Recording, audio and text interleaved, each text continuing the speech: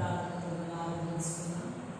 దేవుడి దగ్గర కూడా మనందరినీ సజీవులు ఉంచి ఆయన వాక్యం చేత మనల్ని ఆదరించిన దేవుడి సన్నిధికి మనం కూడా మరి ఆశించిన వారుగా సిద్ధపడి దేవుని మాట్లాడినట్టు మనం కలిసి వస్తాం. ప్రార్థన చేసుకుందాం.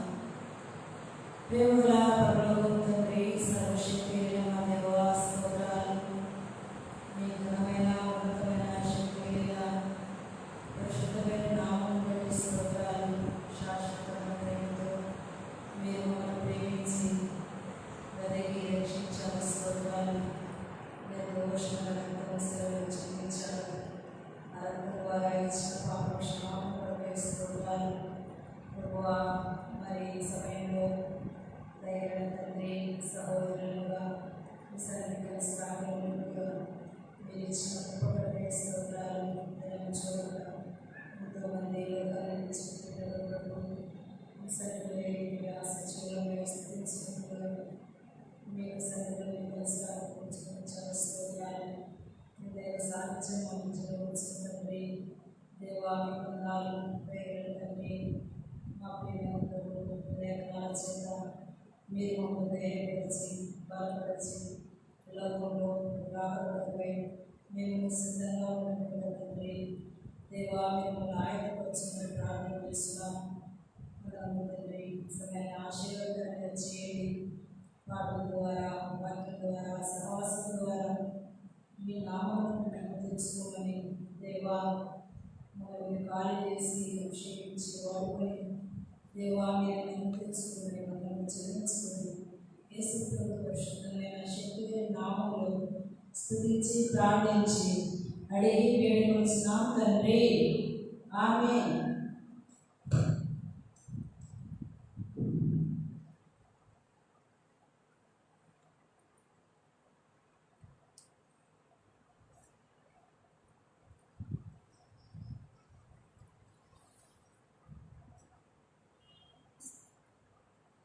వాటి సంఖ్య 196 పాడుకున్నాం. నా మనోనేత్రం తెరచి వాటిని కలుసుకోండి.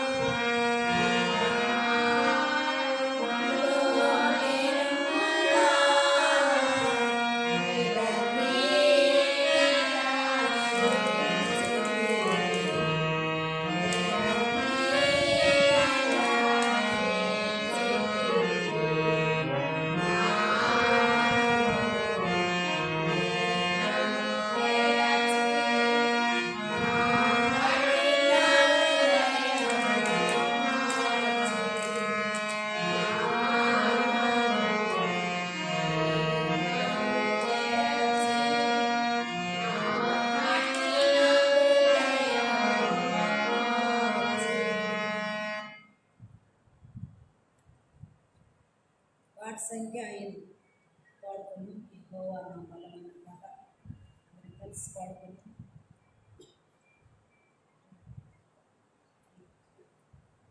పాట సంఖ్య 5.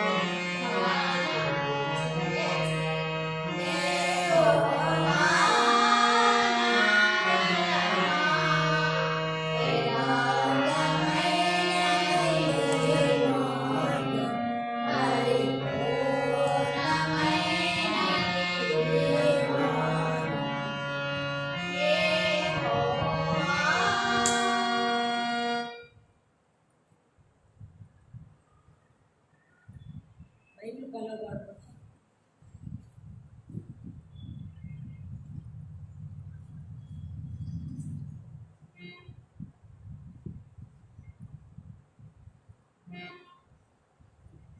గ్రంథవాక్యములను కలిసి పాడుతున్నాం.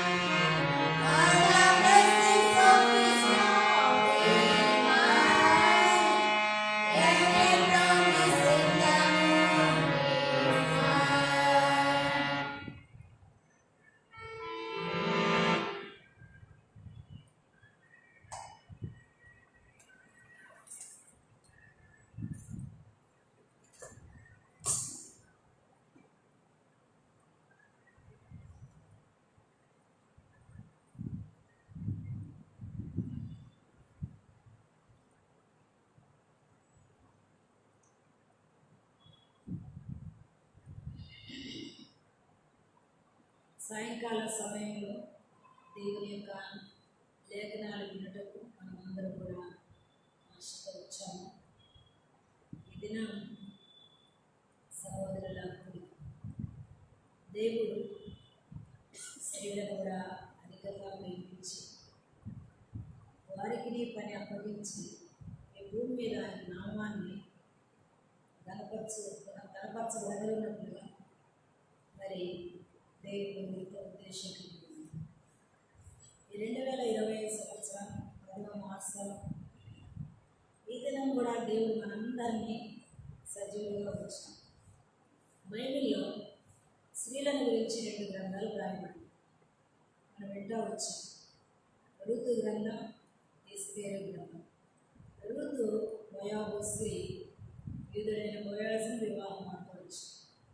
యూదురాలైన ఎస్తేరు అన్యుడైన అహష్వేరోషును వివాహం ఆడవచ్చు.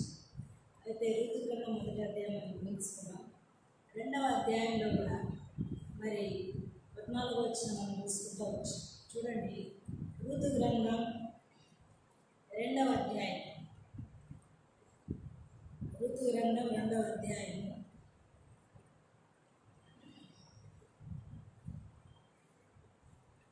ఋతు గ్రంథం 2వ అధ్యాయం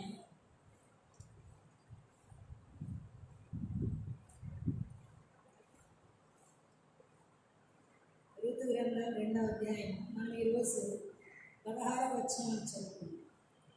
15, 16 వచనం. ఆమె పేర్కొనుటకు లేచినప్పుడు బోయాజు ఆమె పనుల మధ్యను వేడుకలు వచ్చి ఆమెను అవమానపరచదు మరియు ఆమె కొరకు పిడికెలు పడవేసి ఆమె ఏర్కొన్నట్టు విడిచిపెట్టు ఆమెను గద్దింపవద్దని తన దాసులకు ఆజ్ఞాపించను. ప్రభు యొక్క సహాయం కొరకు ప్రార్థన చేస్తుంది.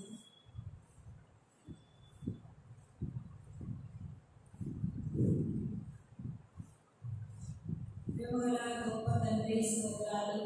సమయాన్ని ఆశీర్వాదకరంగా చేయము. మీ లేఖనములు విషయపరుచుకునే అర్థాలు కాదు.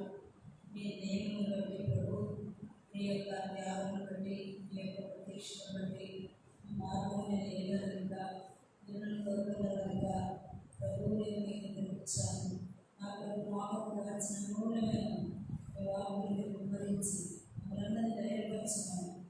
అన్నాలు చెల్లించుకోండి.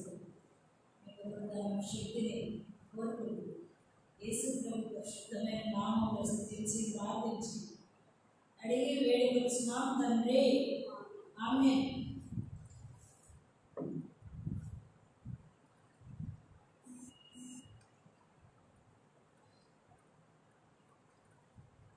చూడండి, 2వ అధ్యాయం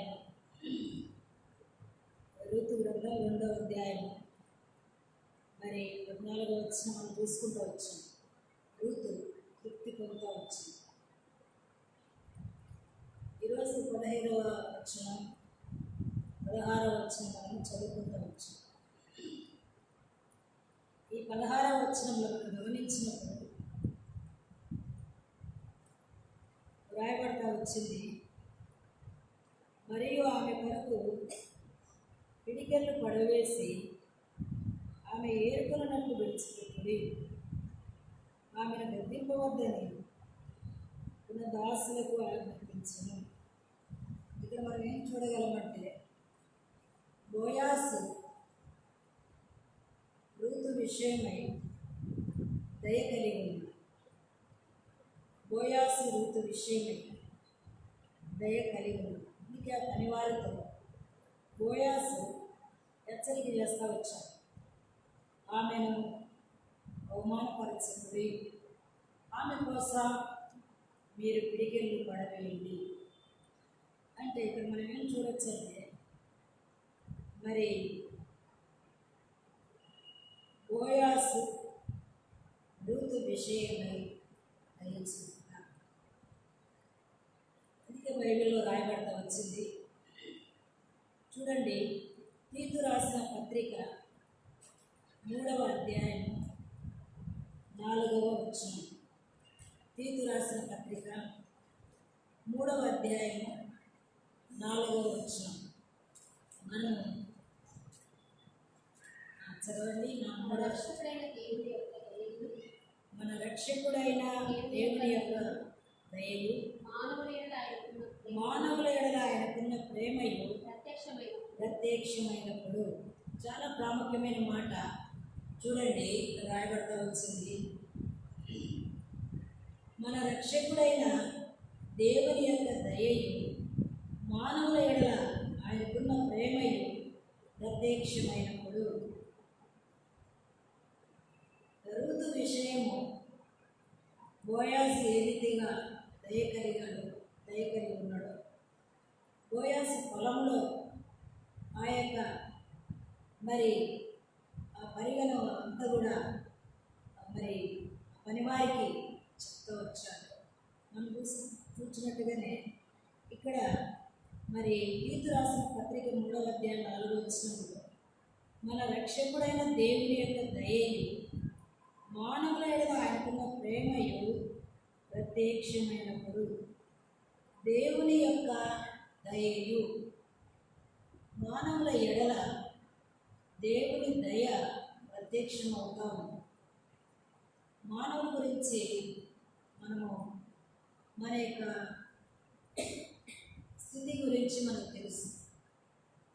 అయితే మానవుల పైన దేవుడు దయ కలిగిన దేవుడుగా ఉంది. ఆయన దయ, ప్రేమ, వాత్సల్యత, కృప, కనికరము ఇవన్నీ కూడా చాలా ప్రాముఖ్యమైన మాట. ఈ దినము మరి రూతు విషయమై బోయాసు దయ కలిగినట్లుగా సర్వ మానవుల విషయమై యేసు ప్రభువారు దయ కలిగిన. అందుకు రాయబడతా వచ్చింది, మానవుల ఎడల ఆయనకున్న ప్రేమ ప్రత్యక్షమైన. దేవుని యొక్క దయయు మానవుల ఎడల ఆయనకున్న ప్రేమయు ప్రత్యక్షమైన. చాలా ప్రాముఖ్యమైన మాట. చాలాసార్లు మనం బైబిల్ చదువుతాము, దేవుని వాక్యం బోధిస్తాము, దేవుని మాటలు వింటాము. అయితే ఈ మాట మనసులో పెట్టడం చాలా ప్రాముఖ్యం.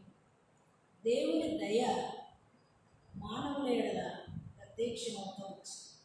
చూడండి, ఒక వచనం మనం చదువుకుందాం, మనకు అర్థమయ్యేదానికి ఒక వచనం చదువుకుందాం. చూడండి, కీర్తనల గ్రంథం 119వ అధ్యాయం 68వ వచనంలో చాలా ప్రాముఖ్యమైన మాట ఉంటుంది.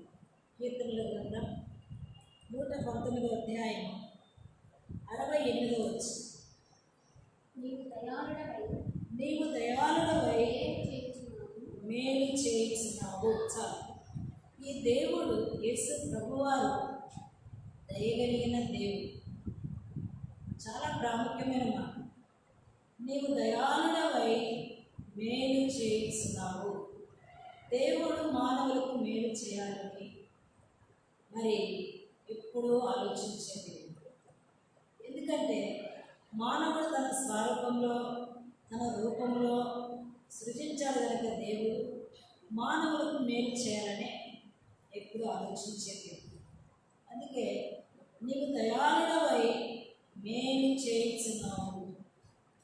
చాలా ప్రాముఖ్యమైన మరి ఉత్తమ వచ్చిన మనం అర్థమయ్యేదానికి చదువుకుంటే కీర్తనల గ్రంథంలో 45వ అధ్యాయంలో 2వ వచనంలో మంచి మాట ఉంది. చూడండి, కీర్తనల గ్రంథం 45 నరుల కంటే నీవు అతి సుందరుడవై ఉన్నావు. నీ పెదవుల మీద దయారసం పోయబడి ఉన్నది. ఈ మాటలు గమనించండి. దేవుడు ఏం చేశాడు అంటే మరి మన రక్షకుడైన యేసుక్రీస్తు వారు దేవుని యొక్క దయయు మానవుల ఆయనకున్న ప్రేమ ప్రత్యక్షమవుతుంది. అందుకే నీవు దయాళుడవై మేలు చేయించున్నావు. అంతేకాదు నీ పెదవుల మీద దయారసము పోయబడినది. చాలా ప్రాముఖ్యమైన మాట. రూతు అనే దేశస్తురాలు అనేకమైన కష్టంలో ఉంది. విధవరాలు, తల్లిదండ్రులు వదిలిపెట్టింది. ఆ కష్టపడి బోయాజు పొలంలో పనిచేస్తూ ఉంటుంది.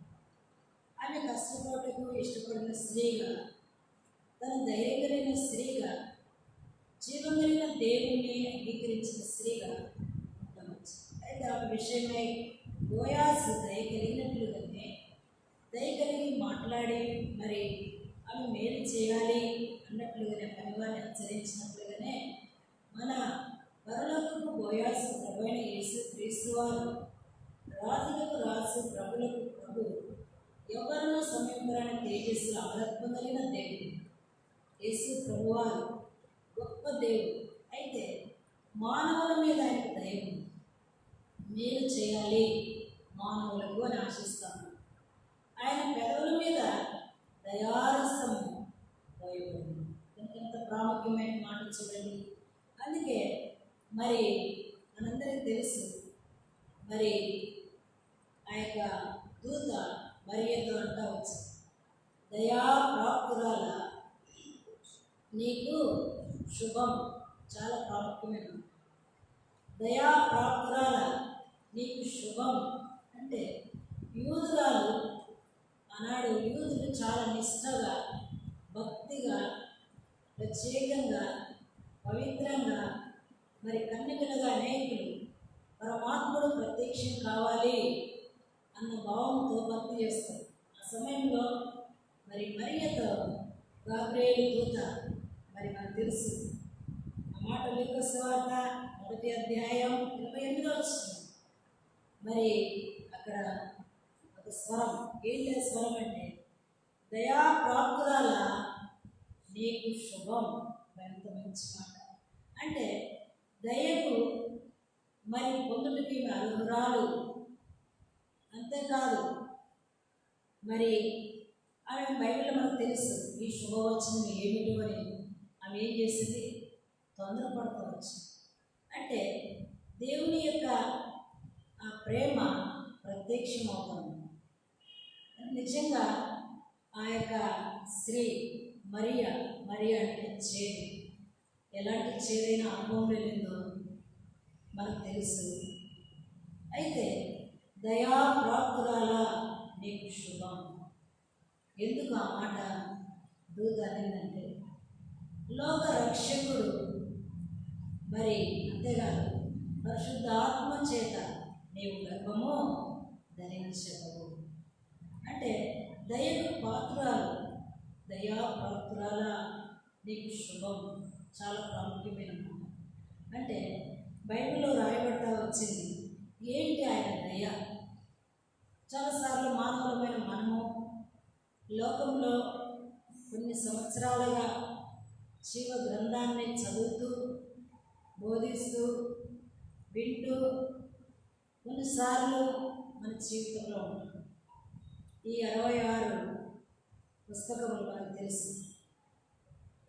పాత నిబంధన, క్రొత్త నిబంధన. మనము చాలా ఇష్టంగా ఎన్నుకుంటాను. ఈ దినాల్లో ఏ రీతిగా బైబిల్ మన భాషలో వచ్చింది, కానీ ఆ దినాల్లో చాలా కష్టం. ఏంటి ఆయన దయ? యేసు ప్రభు వారికి దయ ఏంటి? మనం చాలాసార్లు మానవులుగా మనము అన్ని లోకంలో బాహ్య సంబంధంగా అన్నీ ఉన్నప్పుడు దేవుని దయ నా మీద సమృద్ధిగా ఉంది కదా, నా మీద సమృద్ధిగా ఉంది. పెద్ద బంగ్లా ఉండి, ఒక కారు ఉంది అంటే ఈ మామూలు బాహ్య సంబంధంగా అర్థమయ్యేదని చెప్తా ఉన్నాను నేను కనుక వినండి. అయితే ఇవన్నీ మనం కలిగినప్పుడు అమ్మ దేవుని దయ, దేవుని దయ, నాకు దేవుడు అన్నీ ఇచ్చాడు. ఉద్యోగం ఇచ్చాడు, పిల్లల్ని ఇచ్చాడు, ఇల్లు ఇచ్చాడు, మరి ఈ యొక్క బాహ్య సంబంధమైన మరి వనరులన్నీ దేవుడు నాకు ఇచ్చాడు. దేవుని దయ నా మీద ఉంది. సంతోషం, బాహ్య సంబంధంగా దేవుడు మేలు చేయడానికే ఆశిస్తాడు. అయితే ప్రభు యొక్క వాక్యంలో, ప్రభు లేఖనాల్లో దేవుని దయ అంటే ఏంటి చదవండి. చూడండి, యోహాను సువార్త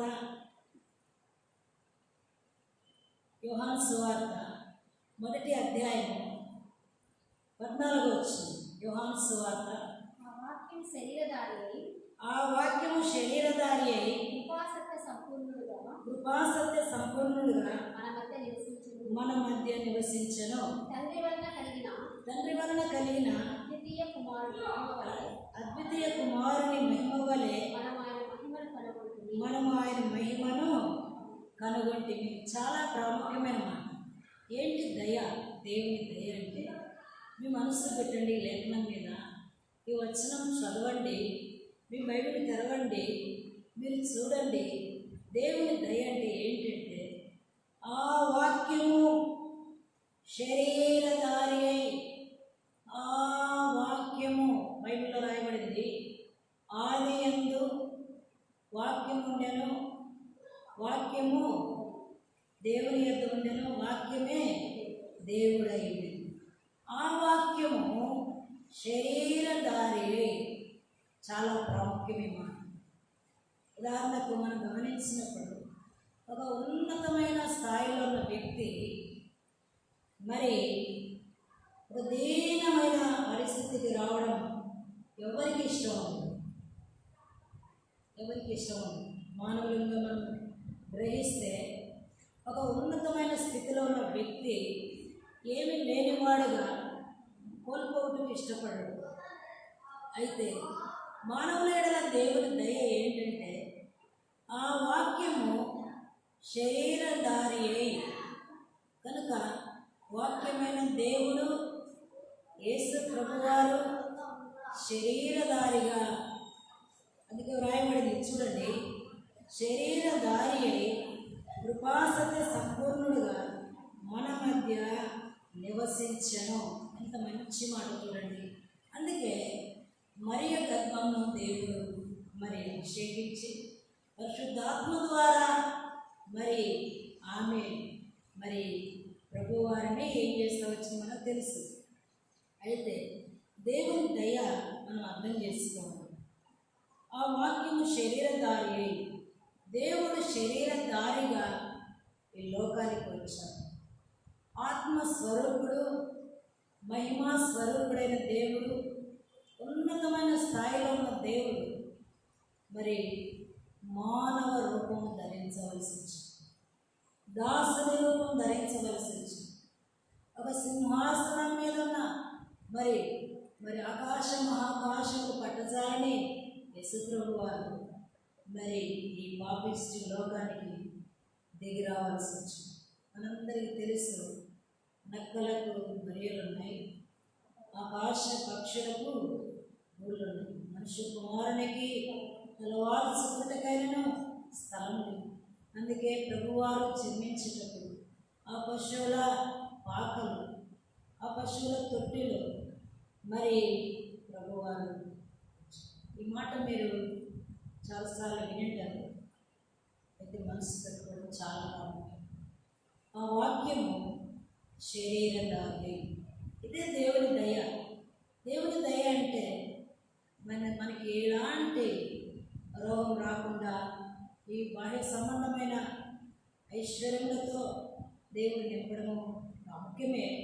అన్నిటికన్నా ప్రాముఖ్యమైన మరి మనం ఎరగడం లేఖన ప్రకారం ఏంటి ఆయన దయ అంటే, ఆ వాక్యము శరీరధారి అయి మన మధ్యలోకి వచ్చి ఎరుగుదువా ప్రభువారు శరీరధారి అవ్వచ్చు. అయితే మరి శరీరధారిగా వచ్చినప్పుడు ఏం జరిగిందో చదవండి. మరి బైబిల్లో రాయబడతా వచ్చింది. యోహాను సువార్త 19వ అధ్యాయము, యోహాను సువార్త 19వ అధ్యాయం 4వ వచనం రాయబడతా వచ్చింది. చూడండి 4వ వచనం. పిలాతు మరలా వెలుపలికి వచ్చి ఇదిగో ఈయనందు ఏ దోషమును నాకు కనబడలేదని మీకు తెలియనట్లు ఈయన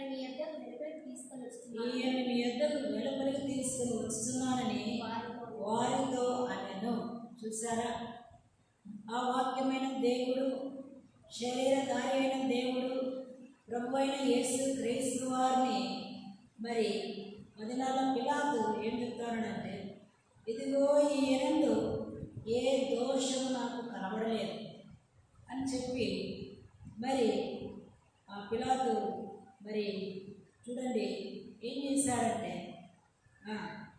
ఈయనను యొద్దకు వెలుపలికి తీసుకొని వచ్చుతున్నామని వారితో వెలుపలికి తీసుకొని వస్తాను. ఈయన నాకు ఏ దోషం కనపరాలేదు. ఈయన దైవ కుమారుడుగా ఉన్నాడు, ఈయన దేవుని కుమారుడుగా ఉన్నాడు, ఈయన మహిమ కలిగిన దేవుడుగా ఉన్నాడు. ఈయనలో దోషాలు నేను కనిపించలేదు అని వెలుపలికి తీసుకొని వచ్చినప్పుడు 5వ వచనంలో ఏం చేశారంటే, ఆ ముళ్ళ కిరీటమును ఊదారం కోసం ధరించిన వాడు యేసు వెలుపలికి రాగా పిలాతు మరలా అన్నాడు, ఇదిగో ఈ మనుష్యుడు అని వారితో చెప్పాడు. మరి ఈ మనుషుడిని చెప్పినప్పుడు మనకి అధ్యాయం అంతా మనం చదివినప్పుడు మరి మనకు అర్థమవుతుంది. 7వ వచనం చదవండి, అందరూ కలిసి చదువుతుంది. అందులో యోధులు మాకొక నియమము కలదు, తాను దేవుని కుమారుడని ఇతడు చెప్పుకునేది కనుక ఆ నియమం చొప్పున ఇతడు సావవలని అతనితో చెప్పేది. చూడండి, యూదులు అంటా ఉన్నారు, యూదులు ఏమంటా ఉన్నారంటే, మాకు ఒక నియమము కలదు, తాను దేవుని కుమారుడని ఇతడు చెప్పుకోలేను కనుక ఆ నియమం చొప్పున ఇతడు సావవలని అతనితో చెప్పి. యూదులు అంటా ఉన్నారు, మాకు ఒక నియమం ఉంది, ఒక పద్ధతి ఉంది, ఒక కట్టడం ఉంది, మరి ఇతడు దేవుని కుమారుడని చెప్తాడు కనుక మరి ఇతడేం కావాలి, ఆ నియమం ప్రకారం ఏం కావాలి, చావని. దేవుని కుమారుడని చెప్తాడు కనుక ప్రభువైన యేసుక్రీస్తు వారు చావాలని చెప్పి యూదులందరూ కూడా అంటా వచ్చు. బైబిల్లో రాయబడతా వచ్చింది. మరి దేవుని యొక్క లేఖనాలు చూడండి రాయబడతా వచ్చింది. వారు మరి 15వ వచనంలో సిలువ వేయము, ఇతనిని సంహరించుము, సిలువ వేయము అని కేకలు వేసేది. మరి పిలాతు అన్నాడు, మీ రాజు మీరు సిలువ వేస్తారా? అప్పుడు యూదులు అన్నారు, మాకు రాజు ఎవరు, మాకు రాజు మరి ఆయన కాదు, యేసుప్రభువు కాదు కనుక సెలవు. కనుక చూడండి, గమనించండి, దేవుని దయ ఈ 2020 సంవత్సరం కూడా మానవుల ఎడల ప్రత్యక్షం అవుతా ఉంది. కానీ అనేక మనసు పెట్టలేదు. నీ మీద దేవుని దయ ఉంది. ఆ దేవుడు శరీరధారిగా వచ్చాడు. అంతేకాదు, ఆయన మన కొరకై ముళ్ళ కిరీటము ఉదార కోసం ధరించిన వాడై మరి ప్రజల చేత విసర్జించబడుతున్నాడు. ప్రజలందరూ సిలువ వేయము, సంహరించుము బైబిల్లో రాయబడింది. వారి కేకలే గెలిచాను. దేవుని లేఖనాలు ప్రకారం మనం దేవుని లేఖనాలను చదివితే వారి కేకలే గెలిచారు. అంటే యూదులు దేవుని దయను. అందుకే బైబిల్లో మనకు తెలుసు కదా, ఆ బైబిల్లో మనందరికీ తెలుసు ఆ వచనం. మరి బైబిల్లో దేవుని యొక్క వాక్యం మనకు తెలుసు. అతడు తన స్వకీయుల యొద్దకు వచ్చాను, వారు ఆయనను అంగీకరించలేదు. సమయంలో ఈ మాటలు, కొన్ని మాటలు ప్రభు నామంలో మీకు తెలియజేసేది ఏంటంటే, నీ జీవితంలో ఒక సహోదరిగా దేవుని దయ పొందకుండా లోకమనే భూమిలో అలసటతో నీ జీవితంలో ఇంకా ఉన్నవేమో. అయితే దేవుడు నీ ఎడల తన ప్రేమను వెల్లడిపరిచాడు. నీకు మేలు చేయాలని బైబిల్లో ఉండే మాట. ఆయన పెదవుల మీద దయారసం పోయబడింది. ఆ దేవుడు శరీరధారిగా ఈ లోకానికి వచ్చాడు. ఆయన శిలువ మార్గమును భరిస్తూ వచ్చాడు. చూడండి, హెబ్రీయులకు రాసిన పత్రిక 7వ అధ్యాయము 28వ వచనం. ధర్మశాస్త్రం బలహీనత గల పురుషులను బాధితులుగా నిర్మించుకొని ధర్మశాస్త్రం తర్వాత వచ్చిన ప్రమాణపూర్వకమైన వాక్యము నిరంతరము సంపూర్ణ సిద్ధి పొందిన కుమారుడు నిర్మించింది. దేవుని వాక్యం నిరంతరము నిలిచింది. దేవుని వాక్యం ఎలాగుంది? నిరంతరము నిలిచింది. అంటే ఈ దయ నిరంతరం నిలిచింది. దయ అంటే మనం ఇప్పుడే చూసుకుంటూ వచ్చాం. మనము మానవ అందుబాటును బట్టి, మన గ్రహింపును బట్టి, ఈ బాహ్య సంబంధంగా మరి ఆశీర్వాదాలను, దేవుని దయ మంచిదే, దేవుడు బాహ్యంగా ఆశీర్వదిస్తాడు, సంతోషం. అన్నిటికన్నా ప్రాముఖ్యమైనది ఆయన దయ అంటే మనం గ్రహించడం చాలా అవసరం. పొలంలోనికి బోయాసు ఆ పనివారి మధ్యలోకి ఏ రీతిగా వచ్చి ఋతు విషయమై ఆజ్ఞాపిస్తూ వచ్చాడు. ప్రభువైన యేసుక్రీస్తు వారు కూడా సర్వమానవుల కొరకై శరీరధారిని లోకానికి వచ్చి లేఖనాల ప్రకారం ఆయన మన నిమిత్తం ఏం చేయబడుతూ వచ్చాడంటే, మరి మన నిమిత్తం శ్రమణంతో వచ్చాడు, బాధనంతో వచ్చాడు, కష్టంను అనుభవించాడు, మరి అన్యాయమైన తీర్పునంతో వచ్చాడు. మరి బైబిల్లో రాయబడింది, ఆయన మన అతిక్రమ క్రియల వరకు చెప్పండి నల్లగొట్టబడతా వచ్చాడు. ఇంకా చూడండి, హెబ్రీయులకు రాసిన పత్రిక 7వ అధ్యాయం 28వ వచనంలో మరి మనం చదివినప్పుడు, ధర్మశాస్త్రము బలహీనత గల మనుషులను యాజకులుగా నియమించింది, కానీ ధర్మశాస్త్రములకు తర్వాత వచ్చిన ప్రమాణపూర్వకమైన వాక్యము నిరంతరము సంపూర్ణ స్థితి పొందిన కుమారుని నియమించింది. కనుక ఈయన ఆ ప్రధాన యాజకుని వలె మొదట తన సొంత పాపముల కొరకు, తర్వాత ప్రజల పాపముల కొరకు దినమును బలులు అర్పింపవలసి అవసరం గలవాడు. అంటే ఆ దినాల్లో యాజకులు మరి ధర్మశాస్త్రం ప్రకారం యాజకులను ఏర్పాటు చేస్తూ వచ్చారు. వాళ్ళు బలులు అర్పిస్తూ వచ్చారు. దినం బలులు అర్పించాలి. ఒక అబద్ధానికి ఒక గొర్రె అంటే ఖచ్చితంగా అర్పించాలి. ఇంట్లో ఒక 10 మంది ఉంటే మరి రోజుకు ఒక అబద్ధం అనుకోండి, 10 మందికి 10 అబద్ధాలు అనుకోండి. 10 గొర్రెలు తెచ్చి ఏం చేయాలి? యాజకుడు వధించాలి. పేరు చెప్పి ఫలాని, లేకుంటే ఫలాని అని ఇలా వధించేయాలి.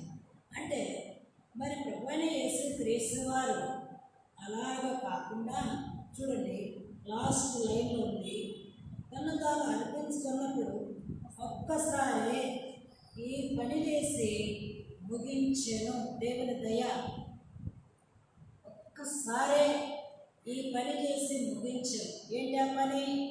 సర్వమానవుల పాప పరిహారం నిమిత్తం ప్రభువైన యేసుక్రీస్తు వారు శిలువలో మరి మానవుల యొక్క పాపం యొక్క హక్కును తీర్చి ఆ పని ముగించారు. అందుకే మనకు తెలుసు, దేవుడు శిలువలో మరి పడరాని పాటలు పడిన తర్వాత మరి సమాప్తమై ఉన్నదని కేక వేసి తండ్రి అని తన ఆత్మను తండ్రికి అప్పగించుకుంటూ వచ్చాడు. అంటే మరి దేవుడు నీ నా పాప పరిహారం నిమిత్తమై ఆ పనిని ముగించాడు. దేవుని దయ ఆలోచించావా? ఎన్నోసార్లు చదువుతాం, వాక్యం వింటాం, బోధిస్తాం. అయితే దేవుని దయను మనం అర్థం చేసుకోవడం చాలా ప్రాముఖ్యం. ధర్మశాస్త్రం మరి ఏం చెప్తా ఉంది? కంటికి పన్ను, కంటికి దెబ్బకు దెబ్బ. అయితే ధర్మశాస్త్రం బలహీనత గల ఆ యొక్క యాచకులను ఏర్పాటు చేస్తూ వచ్చారు. కానీ యేసుప్రభు వారైతే తను తానే అర్పించుకొని ఆ పనిని ముగిస్తూ వచ్చారు. ఆ పని శిలువ కార్యం, ఆ గొల్గొత మార్గం, ఆ కపాలమనబడిన స్థలంలో ప్రభువారు సర్వ మానవుల కొరకు మరి ఒక్కసారే అర్పించారు. ఇంకా మనం ప్రయాసపడిన అవసరం లేదు. పాపం యొక్క అప్పును తీర్చాడు శిలువలో. చాలామంది అర్థం చేసుకోక దేవుని యొక్క దయను మరి ఏం చేస్తామంటే అంగీకరించడం లేదు. అందుకే యోహాను స్వార్త 1వ అధ్యాయంలో ఆయన తన స్వకీయ యొద్దకు వచ్చెను, వారు ఆయనను అంగీకరించలేదు. సొంత వారి యొద్దకు, యూదుల యొద్దకు వచ్చినప్పుడు దేవుని అంగీకరించలేదు. మరి నిజంగా మరి ఆ యూదులలో నుండి మరియా దేవుని విధులను, కట్టలను భయభక్తులతో దయ పొందినట్లుగా మరి ఆమె ఉంటుంది. అంతేకాదు రూతు మోయాబు స్త్రీ, అన్య స్త్రీ దేవుని యొక్క దయను ఆమె పొందుతూ వచ్చింది. దయ పొందిన స్త్రీగా ఉంది. బైబిల్లో రాయబడతా వచ్చింది. చూడండి, బైబిల్లో రాయబడతా వచ్చింది. ఆయన తన స్వకీయతకు వచ్చాను, వారు ఆయనను అంగీకరించలేదు. యెహోషువ గ్రంథంలో 2వ అధ్యాయంలో ఒక స్త్రీ ఉంది. ఆమె పేరు మనకు తెలుసు, రాహాబు అన్న స్త్రీ. రాహాబు అన్న స్త్రీ మనకు తెలుసు. అయితే ఈమె ప్రాకారం మీద ఇల్లు కట్టబడి ఉంది, అక్కడ నివసిస్తూ ఉంది, మనందరికీ తెలుసు. అయితే వీళ్ళ వారు ఆ ఎరుకను దేవుడు చెప్తూ వచ్చారు. మరి యెహోషువ గ్రంథంలో రాయబడుతూ వచ్చే మాట 2వ అధ్యాయం. అయితే మరి ఆమె అంటూ వచ్చింది 2వ అధ్యాయంలో ఒక మాట అనేది. చూడండి, యెహోషువ గ్రంథం 2వ అధ్యాయంలో ఒక మంచి మాట అనేది. యెహోవా ఈ దేశమును, చూడండి 2వ అధ్యాయం, యెహోషువ గ్రంథం 2వ అధ్యాయం చూడండి 9వ వచనం. యెహోవా ఈ దేశమును నీకు ఇస్తున్నాడని, మీ వలన మాకు భయం పుట్టునని, మీ భయం వలన ఈ దేశ నివాసులందరికీ ధైర్యం చెడునని నేను ఎరుగుదును. చూసారా, మరి ఈ రాహాబు అనే ఈ స్త్రీ దేవుని దయను పొందుటకు పాత్రాలుగా వచ్చింది. అంటే మరి ఈ అంశమంతా మనకు తెలుసు. మరి వారితో ఆమె ప్రమాణం చేస్తుంది ఏంటంటే, మరి నేను నా ఇంటి వారందరూ కూడా ఈ కష్టకాలంలో ఆ యొక్క పరిస్థితుల్లో మేము బయటపడాలంటే మేమేం చేయాలి? ఇప్పుడు వారు అన్నారు, కిటికీకి 18 వచ్చినాం, ఈ కిటికీకి ఈ ఎర్రని దారములు కట్టి, చూసారా, నీ తండ్రిని, నీ తల్లిని, నీ అన్నదమ్ములను, నీ తండ్రి ఇంటి వారందరినీ నీ ఇంట చేర్చుకున్నాను. చాలా ప్రాముఖ్యమైన మాట ఏంటంటే, ఈ కిటికీకి ఈ ఎర్రని దారము కట్టి, ఎర్రని దారం దేనికి సాదృశ్యం అందరికీ తెలుసు. బీబీఎస్లో ఎక్కువ వస్తూ ఉంటారు. యేసు ప్రభు యొక్క రక్తమునకు సాదృశ్యం. ఎరుపు యేసు ప్రభు యొక్క రక్తమునకు సాదృశ్యం. అందుకే మరి ఆ దినాల్లో మరి బలులు, యాజకులు దినదినము అర్పించవలసింది. కానీ యేసు ప్రభు వారు ఒక్కసారే బలిని అర్పించారు. తను తానే అర్పించుకొని ఆ పని ముగించారు. మరి నిర్దోషమైన గొర్రెపిల్ల వంటి క్రీస్తు రక్తం, యవన రక్తం నీ కొరకు సజీవంగా ఉంది. మరి అందుకే చూడండి, అన్య స్త్రీ అయిన రాహాబు ఏం చేసిందంటే దేవుని దయను పొందుతూ వచ్చింది. నాకు తెలిసి ఈ అంశం మనకు తెలుసు. మరి ఈ కిటికీకి మరి ఏ దారం చెప్పండి? ఎర్రని దారం. నీ హృదయం అనే తలుపునకు ఆ గొర్రె పిల్ల రక్తమును రక్షించుకున్నావా? ఆ దయను పొందావా? ధృవీకరిస్తా ఉన్నావా? యూదులు అంగీకరించలేదు, అయితే రూతు అన్నేసరి అంగీకరించు, రాహాబు అంగీకరించు. ఈనాడు సర్వలోకంలో అనేకులు కూడా దేవుని యొక్క లేఖనాలు అంగీకరించి ప్రభు రక్తం చేత కడగబడిన స్త్రీలుగా చాలా మంది విశ్వాసంతో అంగీకరించు. ఒకవేళ ఈ దయ్యను నీవు ధృవీకరిస్తా ఉన్నావేమో, ప్రభు నీ విషయం ఇచ్చి అంగీకరిస్తే మొట్టమొదటిగా నీ హృదయం శుద్ధి చేయగలరు. హృదయ శుద్ధి గల వారు ధన్యులు, వారు దేవుని చూస్తారు. ఎన్ని ఉన్నా ఏమి లాభం హృదయం శుద్ధి లేకుండా. అందుకే నీ హృదయంలో దేవునికి చూపింపు, హృదయం శుద్ధి చేస్తుంది. లోకం వదిలిన పరలోకమునకు వారసులుగా ఉంటుంది. మన పౌరస్థితి పరలోకమున్నది. మనం పైన వారు అంటే పైన వారు అంటే భూ సంబంధమైన భూమి మీద ఉన్నప్పటికీ ప్రభు పిల్లలంగా ప్రత్యేకింపబడిన వారంగా ఆ చీకటిలో నుంచి మరణ ఛాయలో నుండి అంధకార సంబంధమైన అధికారం నుండి మనం బయటకు వచ్చాం. అందుకనే ఎందుకు ఇక్కడికి మనం వచ్చాము అంటే, ఇక్కడికి ఎందుకు వచ్చాము అంటే రూతు విషయమై బోయాజు దయ కలిగి మాట్లాడుకోవచ్చు. మరి మన ఎడల దేవుని దయ ఏంటంటే, మరి దేవుని యొక్క దయ ప్రత్యక్షం అవ్వచ్చు. అందుకే ఆయన మేలు చేయడానికి ఆయన పెదవుల మీద దయారసం పైబడవచ్చు. మనందరికీ తెలిసి ఈ మాట వింటూ వచ్చాం. ఆ వాక్యమే శరీరధారి ఈ లోకానికి ఇచ్చి, ఇది దేవుని దయ కదా. మరి ఎందుకు నీ హృదయంలో ఇంకా దేవుని అంగీకరించకుండా కఠినస్వరాలుగా కఠినమైన యవన బిడ్డగా ఉన్నావు? దేవుని విషయమై వేచి ప్రభు దగ్గరికి వస్తే నీ హృదయంలో చోటిస్తే ప్రభు నీ హృదయాన్ని మారుస్తావు. నువ్వు దేవుని దయను పొందిన స్త్రీగా ఉన్నావు. అన్నాడు మరి యొక్క దేవుడు దయాప్రాప్తుల దూత, దయాప్రాప్తురాల నీకు శుభం భూమి మీద చాలా మాట.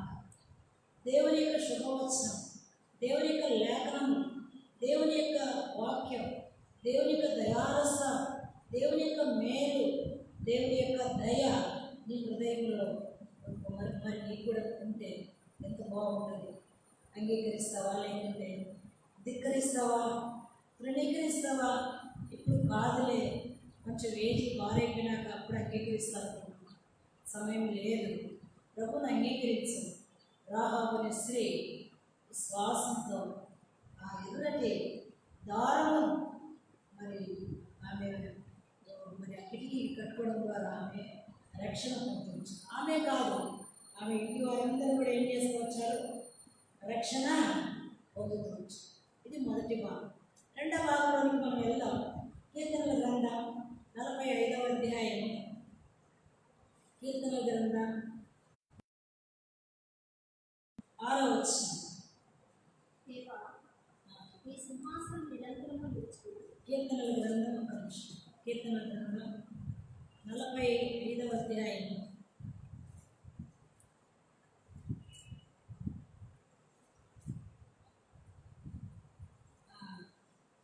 45వ అధ్యాయం 9వ వచనం. నీ దయనొందిన స్త్రీలలో రాజుల కుమార్తెలు ఉన్నారు. రాణి ఊపిరి అపరంజితో అలంకరించుకొని నీ కృపార్షణ నిలుచుతున్నది. చాలా ప్రాముఖ్యమైన మాట. రెండవది, ప్రభు రక్తం చేత కడగబడిన విడలమైన మనము. రెండు మరి కొన్ని మాటలు మనం చూసుకుందాం. చూడండి, కీర్తన గ్రంథం 45వ వచనంలో దయనందన స్త్రీలలో, నీ దయనందన స్త్రీలలో రాజుల కుమార్తెలు ఉన్నారు. ఇప్పుడు మనం రక్షణ పొందిన కనుక రారాజు కుమార్తెల దయనందన దేవుని దయ పొందిన బిడ్డలంగా మనం ఉన్నాం. బైబిల్లో మనందరికీ తెలుసు, ఎస్తేరు గ్రంథం 2వ అధ్యాయం. మరి ఎస్తేరు గ్రంథం 2వ అధ్యాయం మనం గమనించినప్పుడు మరి ఎస్తేరు ఎవరు అని మనకు తెలుసు. మనందరికీ మరి చూడండి ఎస్తేరు గ్రంథం 2వ అధ్యాయంలో మనందరికీ తెలుసు. మరి రాజు మొదటిగా వస్తే తొలగించబడిన తర్వాత మరి స్త్రీలందరికంటే ఆ, రాజు ఎస్తేరును ప్రేమించి 7వ వచనంలో 7వ వచనం 2వ అధ్యాయం 7వ వచనం 2వ అధ్యాయం 7వ వచనం. తన పినతండ్రి కుమార్తె అగస్త ఎస్తేరు అని ఎస్తేరు తల్లిదండ్రులు లేనిదై తల్లిదండ్రులు లేనిదై ఉండగా అతడు ఆమెను పెంచుకొని అతడు ఆమెను పెంచుకొనెను. ఆమె అందమైన రూపం, ఆమె అందమైన రూపమును సుందర ముఖము సుందర ముఖము గలదై ఉండెను. చూడండి చాలు. ఇక్కడ మనకు తెలుసు మరి ఎస్తేరు అగస్త మరి తల్లిదండ్రులు లేరు, అనాథైన బిడ్డ. అయితే మరి మొర్దుకై అన్న ఏం చేశాడు అంటే ఆ యొక్క అనాథను పెంచుతూ వచ్చాడు. అయితే బైబిల్లో రాయబడి వచ్చింది, ఆమె ఎలా ఉందంటే అందమైన రూపమును సుందర ముఖము గలదై ఉండేది. ఆమె తల్లిదండ్రులు మరణం పొందిన తరువాత మొర్దుకై ఆమె తన కుమార్తెగా స్వీకరించెను. ఎంత భారము చూడండి. మొర్దుకై ఎస్తేరును స్వీకరించారు, సొంత కూతురుగా పెంచుతా వచ్చారు. ఆ సమయంలో మరి రాయబట్ట వచ్చింది 8వ వచనంలో, రాజాజ్ఞయు అతని నిర్ణయమును ప్రచురం చేయబడిన కన్యకలు అనేకులు శూషణ కోటకు పోగు చేయబడి ఏగే వశములకు అప్పగింపబడగా ఎస్తేరును రాజు యొక్క నగరులకు తేబడి స్త్రీలను కాయి ఏగే వశములకు అప్పగింపబడను. ఎస్తేరు కోటలోకి వచ్చింది, ఏగైన వర్షంలోకి అప్పగింపబడింది. అంటే పరిశుద్ధాత్మని యొక్క ఆధీనంలో ఉంది. మరి పరిశుద్ధాత్మ యొక్క ఆధీనంలో ఉంది. అయితే అనాథైన ఎస్తేరు అగస్త ఆ కోటలో ఉంటా వచ్చింది. బైబిల్లో రాయబడింది 9వ వచనం, ఆ చిన్నది అతని దృష్టికి ఇంపైనది కనుక ఆమె అతని వలన దయ పొందేను. చూసారా, దయ పొందిన స్త్రీగా ఉంది ఎస్తేరు. మరి తల్లిదండ్రులు లేకపోయినప్పటికీ ఆమె దయ పొందిన స్త్రీగా ఉంది. మనందరికీ తెలుసు, జీవితంలో తల్లిదండ్రులు లేకపోతే ఎంత నిరాశ నిస్పృహ ఉంటుంది, ఎంత కష్టం. అయితే దేవుని యొక్క దయను ఆమె పొందుతూ వచ్చింది. మరి బైబిల్లో రాయబడతా వచ్చింది, మరి ఆమె అంతఃపురంలో అతి శ్రేష్టమైన స్థలమందు ఉండబడి, అంటే ఏ రీతిగా దేవుని యొక్క దయను ఈమె అనుభవిస్తుందో చూడండి. ఎస్తేరు నిజంగా ఒక కన్యకగా మరి ఆమె జీవితంలో అనేకమైన కష్ట పరిస్థితులు ఎదురైనప్పటికీ, మరి వాళ్ళ దశ నుండి యవన దశలో తన జీవితంలో ఎదురైన పరిస్థితులన్నింటిలో కూడా దేవుడు ఆమె మీద దయ ఉంది, దేవుని దయ ఆమె మీద ఉంది. అందుకే రాజు కోటలోకి వచ్చింది. దేవుని అంగీకరించిన బిడ్డమైన నీవు నేను ఈ లోకమనే మరి అరణ్యంలో మనము కూడా దేవుని ఎరగనప్పుడు, అరీతికున్నప్పుడు దేవుడు మనందరినీ ఈ సంఘం అనే మరి కోటలోకి దేవుడు మనల్ని నడిపించారు. అయితే కన్యకలు అనేకులు మనకు ఉన్నారు, కానీ ఎస్తేరు బైబిల్లో రాయబడింది. చూడండి 16వ వచనం, ఎస్తేరు రాజైన అహస్వేరోషు ఎదురుడి 16వ వచనం, 15వ వచనం లాస్ట్లో ఉంది చూడండి. ఎస్తేరుని చూసిన వారందరికీ ఆమె యందు దయ పుట్టెను. కోటలో ఉంది, ఎస్తేరును చూసిన వారందరికీ దయ పుట్టెను. దేవుని బిడ్డలమైన మనం సంఘం అనే పొలంలో చేర్చబడిన తర్వాత, ఈ రాజ కోటలోకి వచ్చిన తర్వాత, ఈ అంతఃపురంలో ఈ శ్రేష్టమైన స్థలంలో మరి వాక్యం చేత పెంచబడుతున్న మనం నిజంగా మరి బైబిల్లో నిజంగా ఇస్త్రీ సవాలుగా ఉంది. ఎస్తేరు కన్యకలు అనేక మంది ఉన్నారు, కానీ ఎస్తేరును చూసిన వారందరికీ ఆమె యందు దయ పుట్టెను. అంటే దేవుని దయ, మానవుల దయ కూడా ఆమె పొందుతూ వస్తారు. అంటే దేవుని దయను అర్థం చేసుకొని దేవుని కొరకైన బిడ్డగా జీవించడం తీర్మానం చేసుకునేది కనుకనే మానవుల దయ కూడా ఆమె మీద ఉంది. అందుకే ఆ పాటలో ఆమెను చూసిన వారందరికీ దయ కలుగుతాం. నేను నా జీవితంలో అందుకే మరి దేవుని యొక్క దయ పొందిన మనము కూడా మనం ఈ పాటలో పంచబడతా ఉన్నప్పుడు ఎస్తేరు వల్ల మనము కూడా జీవించాలి. బైబిల్లో రాయబడిన 17వ వచనం, స్త్రీలందరికంటే రాజు ఎస్తేరును ప్రేమించెను. కన్యకలందరికంటే ఆమె అతని వలన దయాదాక్షిణ్యత పొందెను. అతడు రాజ కిరీటంను ఆమె తల మీద ఉంచి ఆమెను వస్తుకి బదులుగా రాణిగా నియమించారు. ఈ భాగం ఎందుకు మనం ఇక్కడికి వచ్చాము అంటే అనాథైన ఎస్తేరు మరి ఆ యొక్క మరి ఎంతగా ఆశీర్వదింపబడుతూ వచ్చిందో చూడండి. ఆమె కోటలోకి వచ్చింది, అతి శ్రేష్టమైన స్థలంలో ఉంచబడింది, అంతఃపురంలో ఉంది. అయితే ఆమె దయకుంటూ వచ్చింది. ఎస్తేరును చూసిన వారందరికీ దయ. ఆత్మీయ జీవితంలో లోకంలో మనము కూడా ఈ యొక్క సంఘంలో పెరుగుతా ఉన్న మనము కూడా దేవుని దయను మానవుల దయ పొందువారంగా మన జీవితాన్ని మనం అలవరుచుకోవాలి. ఎస్తేరు తన జీవితంలో మరి అన్ని పరిస్థితుల్లో కూడా తను మరి ఎలా ఉందంటే సవాలుగా జీవిస్తాను. అంతేకాదు స్త్రీలందరికంటే రాజు ఎస్తేరును ప్రేమించాను. అది దయనే ప్రేమించాను. అందుకే దేవుని బిడలమైన మనము ఈ సంఘంలోకి చేర్చబడిన తర్వాత మరి మరి మన జీవితంలో ఆయన దయా దాక్షిణ్యం పొందిన మనం ఆయన కొరకైన బిడ్డలుగా మనం జీవించడం చాలా ప్రాముఖ్యం.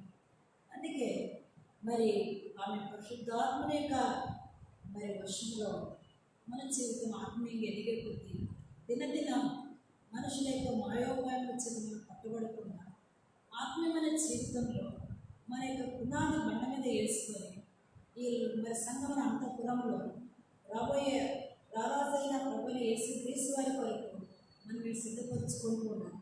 అందుకే ఆ స్త్రీ మరి ఆ కన్యకులు అందరూ ఉన్నప్పుడు వారి మధ్యలో ఆమె మరి ఎలాగుందంటే మరి చివరికి మనందరికీ తెలుసు రాజు యొక్క దయాదాక్షిణ్యం పొందుతా వచ్చు. నీ నా జీవితం ఆ రీతిగా ఉన్నట్లుగా మనము జీవించడం చాలా ప్రాముఖ్యం, చాలా ప్రాముఖ్యం. ఈ చివరి దినాల్లో మరి ఈ చివరి దినాల్లో ఎటు చూసిన ఆత్మీయమైన జీవితంలో చల్లారిపోయిన దినాలు, ఇంకా ఇటువంటి దినాల్లో ఎస్తేరు వలె మనం జీవించాలి. ఎస్తేరు వలె మనము జీవించవాలని బైబిల్లో రాయబడుతూ వచ్చింది చూడండి. అలాగనే ఆమె నిజంగా మనం ఇప్పుడు చూసుకుంటూ వచ్చినట్టుగానే ఎస్తేరును చూసిన వారి దయపుట్టింది. మరి రాజు ఎస్తేరును ప్రేమించాడు. ఆమె అతని వల్ల దయాదాక్షిణ్యం పొందుతూ వచ్చింది. చివరిగా రాజ కిరీటంను రాజు ఇచ్చారు. ఆమె రాణిగా కూడా చేయగలవచ్చు. అంతా కూడా దేవుని యొక్క దయ. ఆ రీతిగానే ఋతు కూడా మరి ఏం చేస్తూ వచ్చిందో మనకు తెలుసు. మనం చూస్తూ వచ్చినట్టుగానే ఆమె మొదటి అధ్యాయం 16వ వచనంలో సవాల్తో కూడిన మాటలు మనందరికీ తెలుసు. చూడకుండా మనం చెప్తాం, నీ దేవుడే నా దేవుడు, నీ జనమే నా జనము, నీవు నివసించే చోట నేను నివసించుదాను, నీవు మరణము పొందిన చోట నేను కూడా మరణం పొందాను. కనుక ఎంత ప్రాముఖ్యమైన మాట చూడండి. అంటే జీవం కలిగిన నిజ దేవుణ్ణి వెంబడించుటకు ఆమె ఏం చేసిందంటే ఋతు మరి దేవుని దయ పొందుతూ వచ్చింది. మనందరికీ తెలుసు చూడండి బైబిల్లో మరి ఆ బోయాజు పొలంలో ఆ స్త్రీ ఏం చేస్తుంది, కష్టపడి పనిచేస్తాం. సోమరిగా లేనే లేదు, ఆమె కష్టపడి పనిచేస్తాం. దేవుని యొక్క సంఘం చేర్చబడిన తర్వాత మన బాధ్యత, మన వంతు మనం గ్రహించి ప్రభు కొరకై మన ఊపిరి పోయేంత వరకు మనం జీవించవాలని ఉంటారు. భూమి మీద మరి ప్రతి పని కూడా జీవ గ్రంథంలో పేర్లు ఉన్నాయి. వేరొక గ్రంథంలో మనం చేసిన పనులు రాయబడతాయి. మనం ఏం చేసామో అవన్నీ కూడా రాయబడతాయి. మరి ఇక్కడ నిజంగా ఋతు బోయాజు పొలంలోకి వచ్చిన తర్వాత, బోయాజుకి దయ పొందిన తర్వాత వారి పిడికిలి పడవేస్తే పొలంలో ఆ వంగి కష్టపడి మరి ఒక్కరోజు మరి ఆ బైబిల్లో రాయబడింది అన్నమాట 2వ అధ్యాయంలో అని ఉదయం మొదలుకొని అస్తమయం వరకు వేరు కూర్చుంటాను అంటే వారంతో కష్టపడి పనిచేస్తాము అంటే అవన్నీ కూడా కూర్చుంటా ఉంది. అందుకే మనందరికీ తెలుసు చీమలు ఏమంట అవి చిన్నవి కానీ జ్ఞానం కలిగినవి అంటే జ్ఞానం కలిగిన అంటే బైబిల్లో మనందరికీ తెలుసు. మరి ఈ ఋతు వలె మన జీవితంలో కూడా కష్టపడి జీవించేవారు. చదవండి సామెతల గ్రంథం 31వ అధ్యాయం 17వ వచనం. సామెతల గ్రంథం 31వ అధ్యాయం 17వ వచనం. ఆమె నడిపట్టు చేత నడుము బలపరుచుకుని చేతులతో బలంగా పనిచేయదు. ఆమె నడుకట్టు చేత నడుమును బలపరుచుకొని చేతులతో బలముగా పనిచేయును. ఈమె కూడా గుణవతి అయిన స్త్రీ. ఈమె ఎలాంటి స్త్రీ అంటే గుణవతి అయిన స్త్రీ. నడికట్టుతో నడుమును ఏం చేస్తుందంట బలపరుచు. పని చేసేటప్పుడు నడుము ఎలా ఉండాలంటే మరి బలంగా ఉండాలి అంటే నిజంగా అందుకే నడుమునకు సత్యమును దట్టి ఆ దట్టి ఉన్నప్పుడు భూమి మీద ఎలాంటి మరణ ఛాయ చీకటి కలిగిన మరి ప్లేస్లో అయినా దేవుని కొరకైన సాక్షులుగా జీవించండి. ఏమేం చేస్తుంది ఆమె నడుకట్టు చేత నడుము బలపరుచుకొని చేతులతో బలంగా పనిచేస్తుంది. ఇంకా రోజు ఆ పొలంలో మరి అక్కడక్కడక్కడ పడిన ఆ పరిగణంతా కూడా ఏరుకుంటా ఉంది. అవి ఒక్కసాట తన పొలం కాదు, ఇది వేరే వాళ్ళ పొలం, ధనికుల పొలం. ఆమె అన్వేషి భయభక్తులతో కృతజ్ఞత కలిగి తృప్తి కలిగి దేవునికి దయపొందిన స్త్రీగా ఆ పరిగణంతా ఆమె ఏరుకున్నాం. ఉదయం మొదలుకొని సాయంత్రం వరకు తన పనిలో నిమగ్నమైంది. అందుకే వార్తలు ఉంది మరి అక్షయమైన ఆహారం కొరకు కష్టపడి అక్షయమైన ఆహారం కొరకు కష్టపడకూడదు అని అంటే ఆ అక్షయమైన పని కొరకు మనం కష్టపడేవారు. అయితే ఇక్కడ సామెతలు మనం చూసినట్టుగానే ఆమె బలముగా చేతులతో పని చేస్తాం. ఎందుకు పని చేస్తాం? ఉంది బలంగా. బైబిల్ అక్కడే ఉంది చూడండి. సామెతల గ్రంథం 31వ అధ్యాయంలో 11వ వచనం 2వ లైన్. అతని లాభ ప్రాప్తికి వెలతి కనుక లాభము ఎవరికి లాభము? జీవమైన దేవుని సంఘంలో చేర్చబడిన మనం దేవునికి మహిమ తెచ్చే బిడ్డలను మనం ఉన్నప్పుడు ఎవరికి లాభం? చూడండి దేవుడు అంటాడు బలా నమ్మకమైన మంచి దాసుడా కనుక మరి మన విషయమై దేవుడు పరలోకంలో సాక్ష్యం ఇచ్చింది. అందుకే మనందరికీ తెలుసు ప్రభు మళ్ళా ధైర్యపరిచేది. మరి చాలాసార్లు మన ఆత్మీయ జీవితంలో కొన్ని పరీక్షలు మనం వెళ్తూ ఉంటాం. ప్రభుని అంగీకరించిన తర్వాత మరి తల్లిదండ్రుల ద్వారా ద్వేషింపబడతాం. తర్వాత ఇరుగు పొరుగు ఏంటి, అనిశ్చరణ ఏంటి, మనము ఉన్న స్థలాల్లో ఉద్యోగం చేసే స్థలాలు ఏంటి, రకరకాలుగా మనము ఆయా పరిస్థితుల్లో వెళ్తూ ఉంటాం. అయితే వెళ్ళినప్పటికీ దేవుడు మనకు ఎలా ఉంటాడంటే నిశ్చయంగా ఆయన మనకు ఎలా ఉంటాడు మరి తోడుగానే ఉంటాడు. అందుకే మరి ఆయన బిడ్డలు కనుక ఆయన కుమార్తెలు కనుక ఈసారి నేను ప్రభుని అంగీకరించిన తర్వాత మందిరానికి అన్ని కొడుకులకు వెళ్తానని చెప్పి వాళ్ళు మొత్తానికి ఇంట్లో అందరూ స్ట్రైక్ చేశారు. ఎవరు మాట్లాడడం లేదు. మామూలుగా వాళ్ళు ఎగతాళి చేస్తూ ఉండేవాళ్ళు. అయితే అది నేను పట్టించుకోలేదు. కానీ కొన్ని రోజులు ఏం చేశారంటే ఎవ్వరు మాట్లాడడం లేదు. ఉమ్మడి కుటుంబంలో ఎవ్వరు మాట్లాడకుండా మౌనంగా ఉండేవారు. మౌనంగా ఉంటే పర్వాలేదు కానీ సూటిపోటు మాటలు మాట్లాడేవారు. ఒక వాళ్ళ ఆయనకి కొడుకోవడం ఏంటి కాదు ఏదో వాళ్ళ బాధ వాళ్ళు అలాగా అంటూ ఉన్నారు. సరే మరి ఇప్పుడు ఏం జరుగుతూ వచ్చిందంటే వీళ్ళందరూ ఇట్లా అంటూ ఉన్నప్పటికీ మా అమ్మ మాత్రం ఒక గ్లాసు పెరుగు ఉంచేది. ఒకరోజు ఏం జరిగిందంటే మామూలుగా నా యొక్క బాగా భోజనం ఇచ్చేవాళ్ళు. భోజనం కూడా లేకుండా చేస్తే ఈ అమ్మాయి మందిరానికి పోకుండా ఈ రాత్రిపూట వార్పుడుకులు పోకుండా ఆ, గట్టిగా ఇంట్లో ఉంటుందని చెప్పేసి లాస్ట్ ఉంటుంది కదా అడుగు, అన్నం అడుగు కూడా లాగా పడేసాం. ఉమ్మడి కుటుంబం కనుక మరి కొంచెం పెద్ద టెన్షనే. దాంట్లో అందరికీ దాదాపు అప్పుడు 30 చిల్లర అట్లా అనుకుంటా. ఆ, అంతమందికి చేసేవాళ్ళు. అది మొత్తం తీసేసి ఇటు వాటర్ పోసి పెట్టేవారు. నాకు గ్యాస్ట్రిక్ ట్రబుల్ ఉండింది. ఇంకా అక్కడికి మందిరానికి పోయి వచ్చి ఇంట్లో ఉంటే చూస్తే ఏముండదు కదా. సరే ఈ సమయంలో మా అమ్మ పెరుగు ఒక గ్లాస్ మాత్రం తీసుకుంది.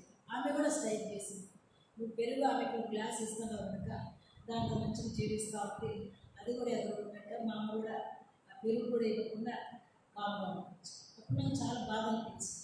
ఎందుకంటే వాళ్ళందరూ ఒకటి, ఒక రోజు కాదు, 2 రోజులు కాదు, నెలల తరబడి, సంవత్సరాల తరబడి, 5 సంవత్సరాలు నన్ను దేవునికి సేవకు పంపించకుండా ఏం చేశారు, చిన్న చిన్న పరీక్షలు పెడతా వచ్చాను. ఈ సమయంలో నేను చాలా బాధపడి దేవుణ్ణి అడిగాను. ఎలా అడిగానంటే, ప్రభా నేను నీ బిడ్డను కదా, నీ కొరకు నీ నమ్మకంగా సంఘంలో మరి నీ కొరకే నేను జీవిస్తా ఉన్నా, ఎందుకు ఈ స్థితి నేను చెప్పి మా అమ్మకి 8 మంది పిల్లల్లో నేను ఒకదాన్ని కాదా, వాళ్ళైన పిల్లలు నన్ను ఎందుకు ఇలా చేస్తామని కొంచెం బాధ అనిపించి ఆ పెరుగు గ్లాసు ఆమె పట్టకపోవడం బట్టి నాకు కొంచెం బాధ వచ్చి దేవుని దగ్గర బాగా అడిగాను. ప్రార్థన చేసుకున్నా. నేను మౌనంగా నిద్రపోతే ఏ రోజు నేను ప్రేయర్ చేసుకున్నాను, ఆ రోజే మరి ఒక దైవజనుడు మా ఇంటికి వచ్చాడు కళలో. మరి ఆ ఇంటికి వచ్చిన తర్వాత ఇంట్లో సాపేస్తాం. అప్పుడు పరమగీతములు చూడండి, మరి పరమగీతములు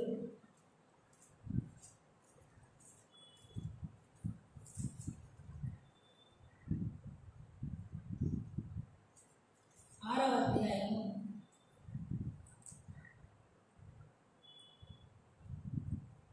9వ వచనం. ఆ దైవజనుడు ఆ బైబిల్ తెరిచి ఆ వచ్చిన మీద ఏం పెట్టాడు, అంతే, ఏం చెప్పలేదు. నా నిష్కలంకురాలు ఒకటే, నా పావురము నా నిష్కలంకురాలు ఒకతే, ఆమె ఆమె తన తల్లికి ఒకతే కుమార్తె, కన్న తల్లికి ముద్దు బిడ్డ. స్త్రీలు దాన్ని చూసి ధన్యురాలంటూ. నాకు అప్పుడు ఏమి తెలియదు, ఈ యొక్క మర్మం అంటే దేవునికి వాక్య మర్మం నాకు ఏమి తెలియదు. అయితే ఆ దైవజనుడు ఆయన ఇప్పుడు దేవ సేవకుడు అయిపోయాడు. అయితే ఆ యొక్క పరమగీతంలో 6వ అధ్యాయం 9వ వచనం మీద ఏలు పెట్టి అలా ఉంది. నేను ఆ వచనం చూసుకున్నా, తెల్లవారి చదివితే నా బాధ అంతా ఏంటంటే నన్ను ఒక్కదాన్ని వీళ్ళు వేరు చేశారు, వీళ్ళందరూ ఒకటైనలుగా అన్న బాధతో నేను అనుకున్నాను. ప్రభు నన్ను ఎట్లా తయారుపరిచాడంటే, చూడండి, లెక్కకు మించిన కన్యకలు కాదు, నా పావురము నా నిష్కలంకురాలు ఒకతే, ఆమె తన తల్లికి ఒకతే కుమార్తె, కన్న తల్లికి ముద్దు బిడ్డ.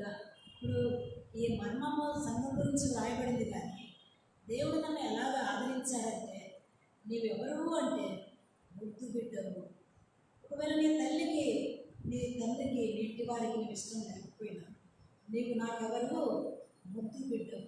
కనుక దేవుని బిడ్డలమైన మనం ఆయా పరీక్షల్లో ఆయా పరిశోధనలో వెళ్తా ఉన్నప్పుడు దేవుని కొరకైనా బిడ్డలను జీవిస్తూ ఉన్నప్పుడు కొన్నిసార్లు నిరాశపడతాం. ప్రతి దేవుడు తన లేఖనాల చేత ధైర్యపరుస్తాం. నీవు నా ముద్దు బిడ్డవు కనుక రాయబడతా వచ్చింది, ఆయన కొరకు లాభము మనం సంపాదన. అందుకే ఏంటి లాభము దేవుడికి అంటే, ఆమె నా ముద్దు బిడ్డ, ఆమె నా కుమార్తె, ఆమె నా యొక్క ప్రాణేశ్వరి, లేకుంటే ఆమె నా ప్రియురాలు, ఆమె నా దయ పొందింది, ఆమె సంఘంలో ఎలాగుంది నా కొరకైన బిడ్డగా అన్ని పరిస్థితులు మరి ఒక కొమ్మగా జీవిస్తాం. ప్రతి సాక్ష్యం మనం పొందే విధంగా మనం ఉండాలి. అందుకే ఎందుకు ఈమె బలంగా పనిచేసిందంటే, ఆమె ఎంత పెనిమిటి ఏమిచ్చాడట, నమ్మకం ఇచ్చాడు. తర్వాత లాభ ప్రాప్తికి వెళ్ళెత్తింది. ఏంటి లాభము, ఎవరికి లాభమను మరి ఇవాళ చూడండి. మీకా గ్రంథం, లాభం ఎవరి కోసం, మీకా గ్రంథం ఒక మాట చూసుకుందాం, చూడండి, ముగించేస్తున్నాం. మీకా గ్రంథం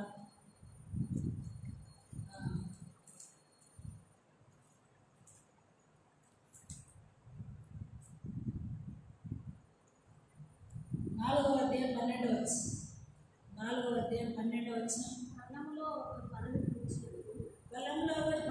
సమకూర్చినట్లు యెహోవాను సమకూర్చు. యెహోవాని సమకూర్చి అయితే అయితే వారు వారు ఆయన ఆయన తలంపులు తెలుసుకొనుకున్నారు, ఆయన ఆలోచన వారు గ్రహింపకున్నారు. సియోను కుమారి, నీ సింహం వినుపదిగాను నీ డెక్కని గొడుగుగా నేను చేస్తున్నాను. లేచి కళ్ళం దొరుకును, అనేక జనములు నీవు అనుగ్రహించుదు.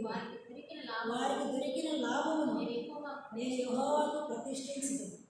వారి ఆస్తిని సర్వలోకనాథునికి ప్రతిష్ఠించుదును. చూసారా, సియోను కుమారి లేచి కళ్ళం త్రొక్కుము, నీ యొక్క డెక్కలు ఇత్తడివిగాను నేను చేస్తున్నాను. అనేక జనులు అనుగ్రహించుదు. వారికి దొరికిన లాభములను నేను యెహోవాకు మరి ఏం చేస్తాను, ప్రతిష్ఠించుతాను. మనందరికీ తెలుసు బైబిల్లో మరి మనందరికీ తెలుసు బైబిల్లో సౌలు పౌలుగా మార్చబడిన తర్వాత సర్వలోక నాథునికి లాభం ప్రతిష్ఠింపబడతా వచ్చింది. స్టెఫెను చంపబడిన టైంలో ఈ యొక్క సౌలు ఎలా ఉన్నాడంటే బట్టల దగ్గర కావాలి ఉండడానికి మనకు వింటూ ఉంటాం కదా, చదువుతూ ఉంటాం. అయితే ఈ లాభం వచ్చింది. స్టెఫెను హతసాక్షి కావడం, మరి కొన్ని అధ్యాయాలకు ముందుకు వెళ్ళినప్పుడు ఈ యొక్క సౌలు పౌలుగా మార్చబడడం ద్వారా నిజంగా సర్వలోక నాథునికి మరి ప్రతిష్ఠించారు ఆ లాభాన్ని. అందుకే రాయబడింది, వారి ఆస్తిని సర్వలోక నాథునికి ప్రతిష్ఠించింది. కనుక దేవుని యొక్క కార్యం ఇది, దేవుని యొక్క పని, ఈ లాభం, ఈ యొక్క కార్యం గొప్పది, కార్యం గొప్పది. అందుకే రూతు తన యొక్క సమర్పణ, తన జీవితం నిశ్చయం కష్టపడి పనిచేసే స్త్రీగా మరి బైబిల్లో ఉంటూ వచ్చింది. అందుకనే దేవుడు నిన్న బలహీనమైన ఘటనలో మనం కూడా దేవుని పని చేసి దేవుని కొరకైన కార్యాల కొరకు మనం జీవించే వాళ్ళకి మనం ఉండడం చాలా ప్రాముఖ్యం, చాలా ప్రాముఖ్యం. ఉదాహరణకు మన యొక్క ప్రార్థన కావచ్చు, మన యొక్క ప్రయాస కావచ్చు, మన సమర్పణ కావచ్చు, మన పని కావచ్చు, దేవుని కార్యాల కొరకు మనం జీవించేవాళ్ళం. ఆ లాభాన్ని సర్వలోక నాథునికి ప్రతిష్ఠించే వాళ్ళని మనం ఉండాలి. చూడండి, మనం సేవ కొన్నిసార్లు మనం సేవ చేయలేం, కానీ మనం ఎవరి కొరకు ప్రార్థించామో వారు నిత్యములుగా దేవుని కొరకు నిలబడి మరి జీవించేవారుగా ఉంటారు. అందులో మనకు కూడా బాగుంటుంది, ఫలం ఉంటుంది. దేవుడు మనకు కూడా ఏమి ఇస్తాడు, బహుమానము ఇస్తాడు, బహుమానం ఖచ్చితంగా ఇస్తాడు. అందుకే బైబిల్లో మనం ఈ మాటలు క్లుప్తంగా చూసుకుంటూ వచ్చాము. అయితే మనకు తెలుసు బైబిల్లో చూడండి, మరి సమూయేలు గ్రంథం, మొదటి సమూయేలు గ్రంథం 20వ అధ్యాయంలో మరి యోనాతాను దావీదు మీద దయ కలిగి మరి ప్రేమించి ప్రాణ స్నేహితుడుగా ఉంటాడు. అనేకమైన కష్ట పరిస్థితులు చివరిగా మనం గమనించినప్పుడు అక్కడ 20వ అధ్యాయంలో మరి యోనాతాను అంటాడు, మరి నా యొక్క సంతతికి నీవు దయచూపాలి, అలా దయచూపకపోతే యెహోవాను విసర్జించిన వాగానే అంటాడు ఆ మాట. అక్కడ 20వ అధ్యాయం చదవండి, మొదటి సమూయేలు గ్రంథం 20వ అధ్యాయం. అయితే యెహోవా నేను బ్రతికి ఉండిన ఎడల నేను చావకుండా యెహోవా దయచూపినట్లుగా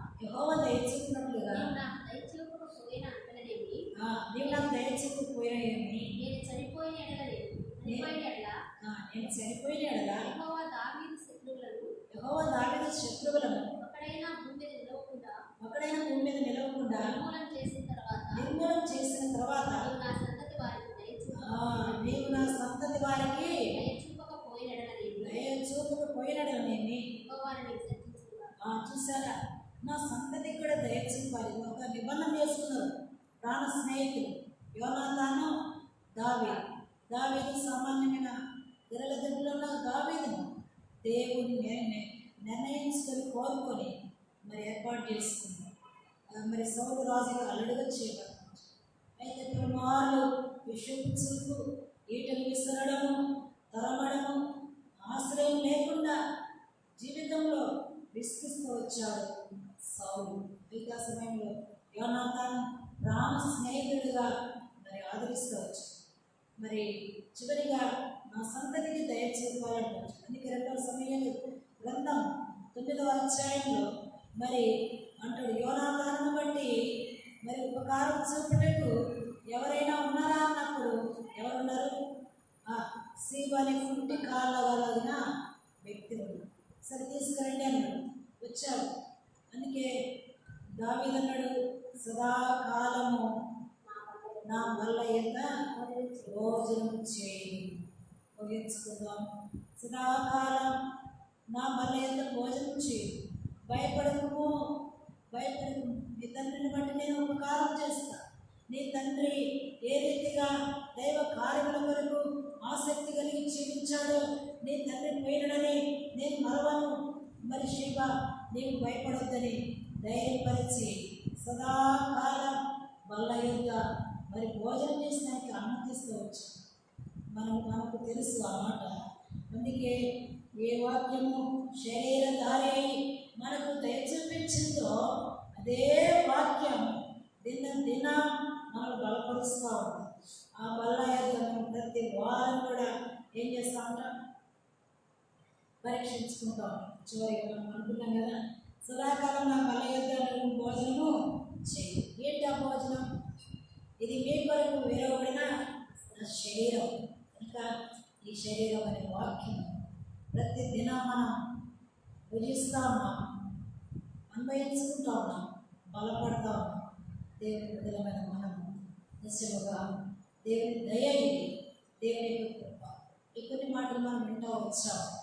మరి దేవుని దయ పొందిన మనము దేవుని కొరకై ఈ మాట మీ జీవితంలో మర్చిపోవద్దండి.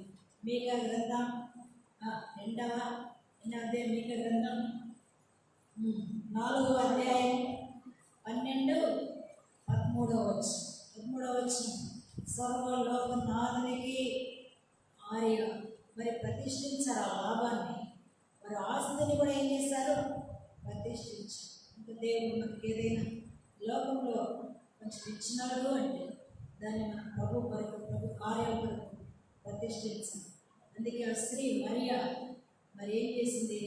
ఆ సేరున్నర అత్తరు బుడ్డి ఆమె ఏం చేసింది? యేసు ప్రభు యొక్క పాదముల దగ్గర మొత్తం పోసింది. వాళ్ళందరూ ఎందుకు ఇంత వేం చేశారు ఫస్ట్ అన్నారు, కానీ ఆమె మంచి కార్యం చేసింది. ఆమెను గద్దింపోదు కనుక దేవుని బిడ్డలమైన మనము దేవుని కార్యాల కొరకై మనం ప్రతిష్ఠించుకునేవారు, మన జీవితాన్నే ప్రతిష్ఠించుకునేవారు మనం ఉండాలి. మనం వింటూ వచ్చాం. రూతు మరి మొట్టమొదటిగా రాహాబు దేవుని దయను పొందింది. ఎస్తేరు దేవుని దయను పొందుతూ వచ్చింది. రూతు కూడా జీవం కలిగిన దేవుని దయను పొంది వెంటాడుతూ వచ్చింది ప్రభు కార్యాలు పడతాయి. తర్వాత శివ కూడా సదాకాలం రాజు యొక్క బల్లయ్య ఉన్నట్లుగా దయను పొందవచ్చు. నా జీవితం కూడా మన బ్రతుకు దినములన్నీ కూడా దేవుని యొక్క వాక్యమును వినుటకు, చదువుటకు, బోధించుటకు, మనము ఇంకా దైవ మర్మములు గ్రహించుటకు ప్రభు మనకు ఇచ్చిన అవకాశాల కొరకు కృతజ్ఞత కలిగి మనం జీవించాలని ఉన్నట్లుగా ప్రభు మనకు సహాయం చేయగలరు. ప్రార్థన చేసుకున్నాం.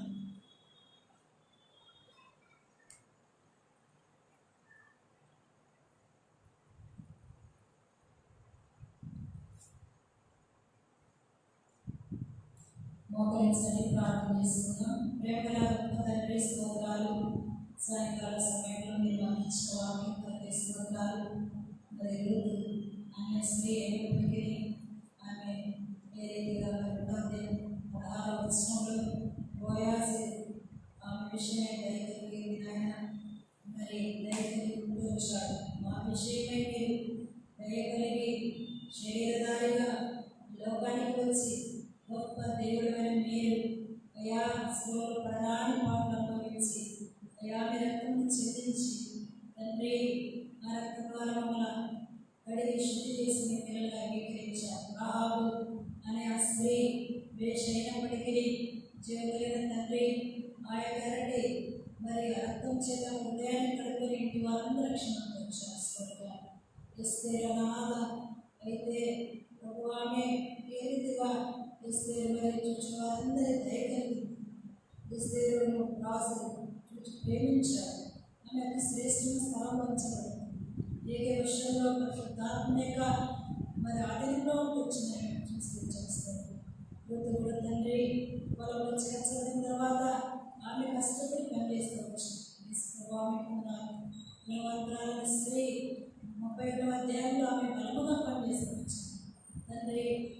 పేరిటమైన అన్ని గురించి అనుసరించాం. ఆ లాభం ప్రాప్తి నిజమే మీకు గ్రంథంలో చూసుకుంటూ వచ్చాం. ఆ లాభం సర్వలోక నాథునికి ప్రతిష్ఠించుది నిజమే తండ్రి. మేము అనేక సార్లు సంకుచితమైన మనసు కలిగిన వారు భూమి మీద మేము పని కొరకు ఏనాడు ఇస్తే అది సాక్షి అవుతూ వచ్చారు. నా తండ్రి సౌలు ఎంతగానో తండ్రి ఎవరి మూలుగా మార్చబడి నిజమే సర్వలోకనాథునికి ప్రతిష్ఠించుకుంటూ వచ్చారు. పరిస్థితి మేము నాడు చేయాలని మీరు ఇష్టపడుతున్నారు. స్తోత్రాలు తండ్రి. నాడు జనాంగాన్ని చూపిన దయ బట్టి దావీదు మరియు సంతతికి సదాకాలం మలయంత ఏదైతే భోజనం ఇచ్చారు జీవిత యాత్రలో సదాకాలం మీ వాక్యం చేత మమ్మల్ని ధైర్యపరుస్తున్నాం. మరి ఏ వాక్యం శరీరధారే మమ్మల్ని రక్షించిందో అదే వాక్యం అన్ని సమయాల్లో మమ్మల్ని ఆదరిస్తుంది. క్రైస్తవులు దీని పని పరిచయకులకి కృతజ్ఞతలు తండ్రి. విన్న బిడ్డలందరూ కలిపేస్తున్నారు. దగ్గరగా దూరంగా మా ప్రియమైన బిడ్డల హృదయాల్లో మీరే బలపరిచి మీ కార్యాల వరకు వారిని ఆయనపరచండి. వారి పిల్లలను రక్షించండి. వారి రుగ్మతులు గమనించండి. వారి మీ కొరకైన స్త్రీలుగా, వారి మీ కొరకైన మంత్రులుగా, వారి మీ కొరకైన మీ దయను అనుభవించి దేవా మీ కొరకైన పాత్రలుగా జీవించి సిద్ధం చేయండి. దయగల తండ్రి రాజ్యంలో ప్రజలకు కూడా ప్రార్థన చేస్తున్నాం. పేరు పేరును దీవించి ఆశీర్వదించండి. ఎవరు అయితేనేమి, పిల్లలు అయితేనేమి, విధవరాళ్ళు అయితేనేమి, కుటుంబ జీవితం కలిగిన వారైతేనేమి, నిరుద్యోగ సమస్యలు ఉన్న వారైతేనేమి, అంతేకాకుండా ఉద్యోగ బాధ్యత కలిగిన బిడ్డలైతేనేమి అందరినీ బలపరచండి. శాంతిని ప్రత్యేకంగా ధైర్యపరచండి. బిడ్డ దేవా ఉండి స్వస్థపరచండి. మీ పునరుద్ధరణ శక్తిని దయచేయండి తండ్రి. స్తోత్రాలు. దేవలీలను కూడా బాగు చేయండి తండ్రి. స్తోత్రాలు. ఈ రీతిగా తండ్రి మా ప్రియమైన బిడ్డలందరినీ ధైర్యపరిచి బలపరిచి మీ కొరకైన పాత్రలుగా జీవించడం చూపించండి. మరి రేపు ఉపవాసం ప్రార్థన ప్రభుత్వ పరిచర్యకై మీరే సిద్ధం చేయండి. మా ప్రాణ ఆత్మ దేహాలు సజీవ యాగముగా మీ చేతికి సమర్పించుకొచ్చిన మమ్మల్ని కూడా ఎస్తేరు వలె ఋతు వలె లోకంలో మీ కొరకై తండ్రి జీవించినట్లు మమ్మల్ని మీరే సిద్ధం చేయమని యేసు ప్రభు నామంలో స్తుతించి ప్రార్థించి అడిగి వేడుకొనిస్తున్నాము తండ్రి. ఆమేన్.